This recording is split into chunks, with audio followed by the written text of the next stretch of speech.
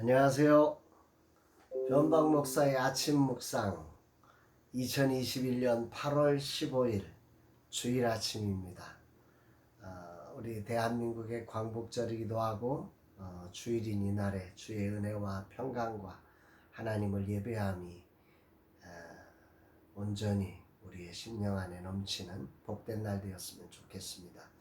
오늘은 창세기 42장 1절로 2절 말씀을 통해서 서로 바라만 보고 있느냐 이런 제목으로 함께 말씀 묵상의 은혜를 나누겠습니다. 오늘 거룩한 주일 아침인데요. 오늘 본문 말씀에는 흉년으로 인해서 야곱의 아들들이 이제 곡식이 없어 애굽으로 이렇게 곡식을 얻기 위해서 가는 그런 장면의 그 도입부입니다. 근데 오늘 이 도입부의 1절, 2절의 이 짧은 구절을 묵상하면서 참 많은 생각을 하게 됐습니다. 오늘 본문을 한번 같이 먼저 읽어보면서 이 말씀이 주는 은혜를 함께 나눴으면 좋겠습니다. 1절, 2절. 그때의 야곱이 애굽에 곡식이 있음을 보고 아들들에게 이르되 너희는 어찌하여 서로 바라보고만 있느냐? 야곱이 또 이르되 내가 들은즉 저 애굽에 곡식이 있다 하니 너희는 그리로 가서 거기서 우리를 위하여 사오라. 그러면 우리가 살고 죽지 아니하리라 하매. 여기 중요한 말씀이 서로 바라만 보고 있느냐 이 말씀이에요. 이게 오늘 아주 큰 울림이 돼서 사실은 그 17절까지 이렇게 나눌까 하다가 이 말씀 앞에서 뭐 더 이상 진도를 나갈 수 없어서 오늘 1절과 2절 말씀으로만 말씀을 나누게 되었습니다. 오늘 본문 시작에 그때라고 하는 이 시점은 요셉이 총리가 되어서 7년의 풍년 기간을 지내고 이제 대흉년, 대가뭄의 때를 맞이해서 이제 곡식이 없는 상황, 이런 상황 속에서 각국에서 이제 곡식이 떨어지니까 애굽에 미리 준비한 곡식이 있다는 소식을 듣고 그 주변 국가의 사람들이 다 이 애굽을 향하여 가는 때, 그런 때라는 거죠. 그러니까 적어도 요셉이 총리가 된 지 한 8년 정도의 시간이 흘렀을 이후 모습이죠. 요셉의 나이가 최소 38살 이상이라는 거고, 그러면 그의 형들의 나이는 뭐 그 이상이니까 시대의 주역들로 살아가는 그런 때입니다. 그럼에도 풍년의 때를 준비하는 지혜가 없기에 흉년을 맞아 야곱의 가족들도 매우 힘겨운 시절을 보내었습니다. 본문에는 죽지 아니하리라. 애굽에 가서 곡식을 얻어오면 우리 죽지 않을 수 있으니까 곡식을 얻기 위해서 애굽에 다녀와라. 이런 얘기죠. 다시 말해서 이 상황이 야곱의 가족들에게도 죽을 수 있는 아주 위험스러운 상황이었음을 암시하고 있는 것입니다. 흉년이 심각했다는 거죠. 이때 야곱에게 소문이 들린 거예요. 애굽에 곡식이 있다. 이 말씀을 읽으면 이것이 야곱에게만 들렸을까? 그의 자식들도 이런 소문을 들었을 터인데 왜 진작에 행동을 취하지 못하고 아버지의 명령에 의해서 그들이 삶의 주역인데 이미도 은퇴하고 이제 죽음을 앞둔 야곱 129세 정도나 되는 이 야곱의 명령에 의해서 수동적으로 움직였을까? 이게 굉장히 마음이 답답하고 안타깝고 오늘 묵상의 주제가 되었습니다. 이때의 모습을 야곱은 한마디로 이렇게 표현한 거죠. 오늘의 제목인데 서로 바라보고만 있느냐? 왜 가만히 있었겠어요? 당장 야곱의 자녀들도 이제는 장성해서 자식을 두고 있잖아요. 가장들이라 말이죠. 아내와 자식들을 책임져야 할 사람들이기에 가만히 있지 않았을 거 당연한 거죠. 발버둥을 쳤을 거예요. 살아보려고. 그러나 너무 광대한 지역에 걸쳐 장기간 발생한 가뭄 앞에 이들은 넋을 잃어버렸고 분별력을 상실한 것입니다. 분명 야곱보다 먼저 애굽에 곡식이 있다는 소식은 들었을 거예요.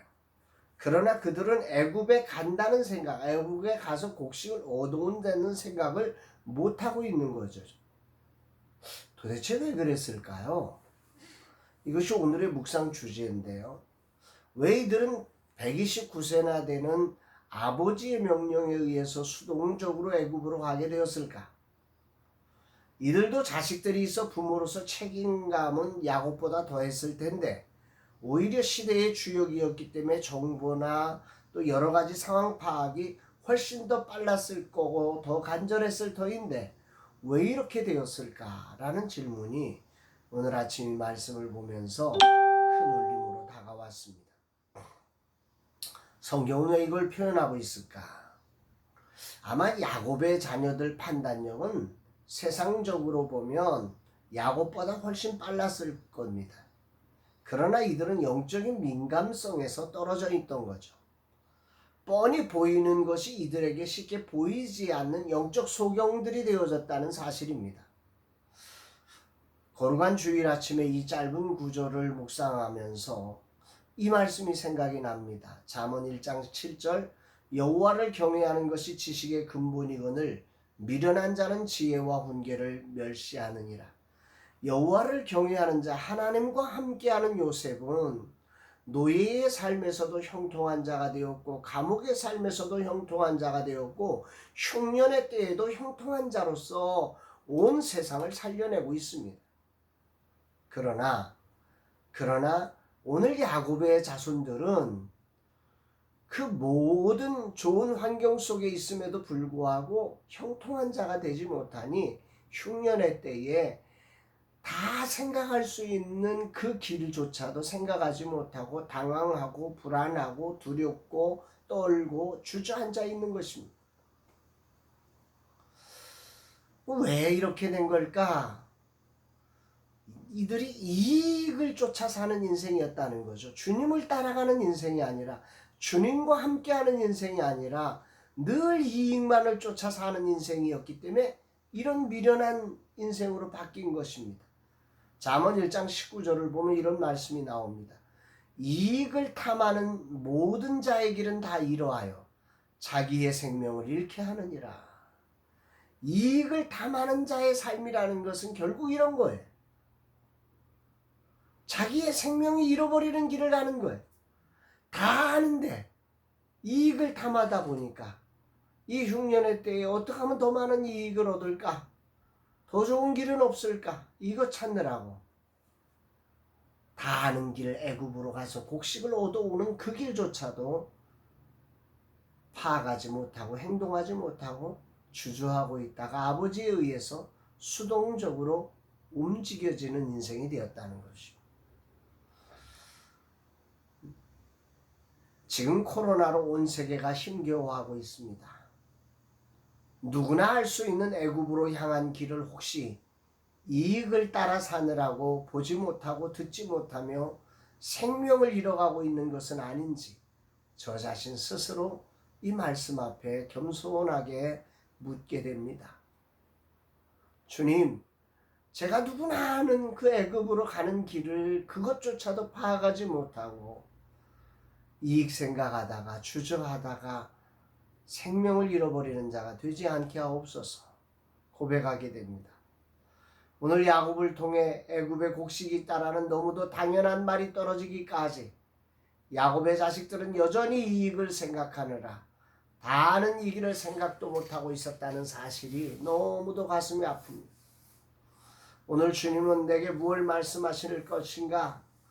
129세의 현장을 떠난 이제 죽음을 앞둔 야곱에게도 보여지는 현실이 주역으로 살아가는 아들들에게는 전혀 보이지 않고 서로 바라만 보고 있느냐는 이런 모습들이 오늘 저와 교회들을 보는 것 같아서 보여주는 것 같아서 마음이 아픕니다.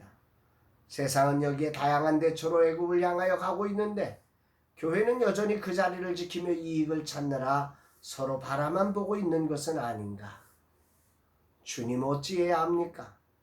어디로 가는 것이 애굽으로 향하는 하나님이 준비하신 길입니까? 요셉이 하나님과 함께할 때 형통한 자가 되어 애굽의 길을 만들었듯이 지금 필요한 것은 다른 것이 아니라 하나님과 함께하는 것입니다. 하나님이 함께하는 사람이 되어가는 것입니다. 시대에 끌리지 않고 주님께 끌리는 사람으로 서는 것이 교회가 사는 길임을 우리는 알아야 합니다.